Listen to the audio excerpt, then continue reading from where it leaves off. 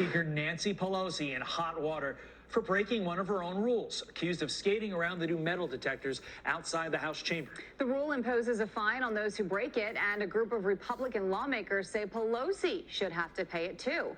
One of those lawmakers is Congressman Rodney Davis. He joins us live with more. Good morning. Thank you for being here. Hey, good morning, Todd and Jillian. Thanks for having me on. Of course. I'm going to read this quote from the GOP letter to the acting sergeant at arms. This is Friday, and it reads, quote, yesterday at approximately 9:59 a.m., multiple members observed the Speaker of the House entering the House chamber without completing security screening. What was observed was a clear violation of House Resolution 73, and you are required by House rules to impose this fine. Please inform us once this fine has been assessed. I'm just going to let you go ahead and take it away. What's your reaction? Well, it's disappointing but not surprising that Nancy Pelosi would implement rules that she has no intention of following. Just like during the beginning of the pandemic, she told everyone else, don't go get a haircut.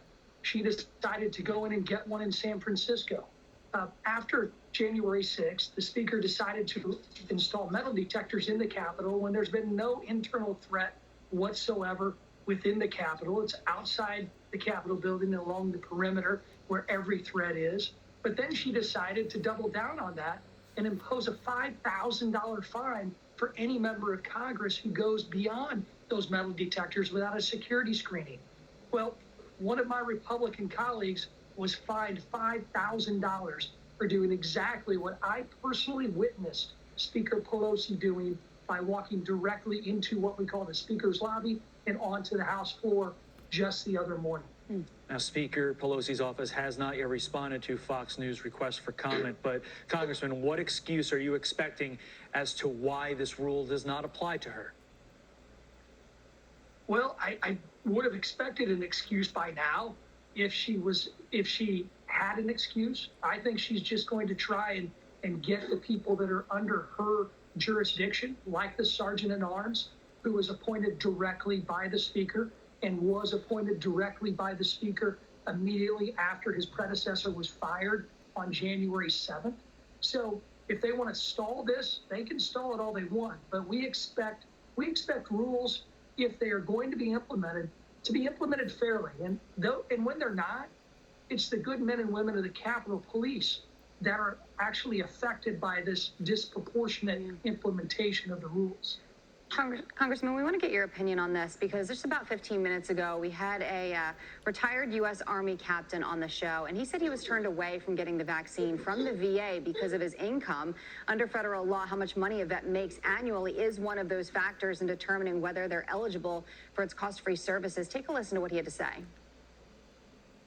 I believe that President Biden, and I would respectfully request that he issue an executive order which would, on an emergent basis, modify those regulations to allow all veterans receiving an honorable discharge to receive the COVID vaccination. Now, he's calling on President Biden to do something about this. A public affairs officer for the West Palm Beach VA Medical Center said the rule is set by Congress.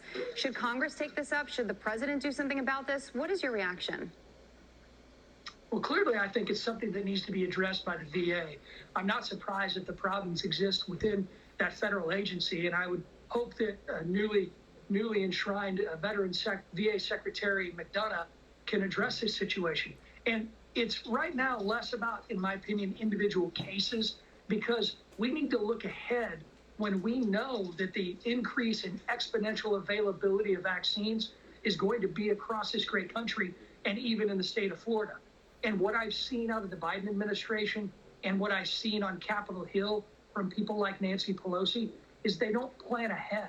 We need to plan for an increased amount of vaccination availability that's going to come so that we can get every veteran and every American who's vulnerable to that vaccination that they so deserve. It should come down to vulnerability, age, and underlying factors. Shouldn't come down to income. Yeah.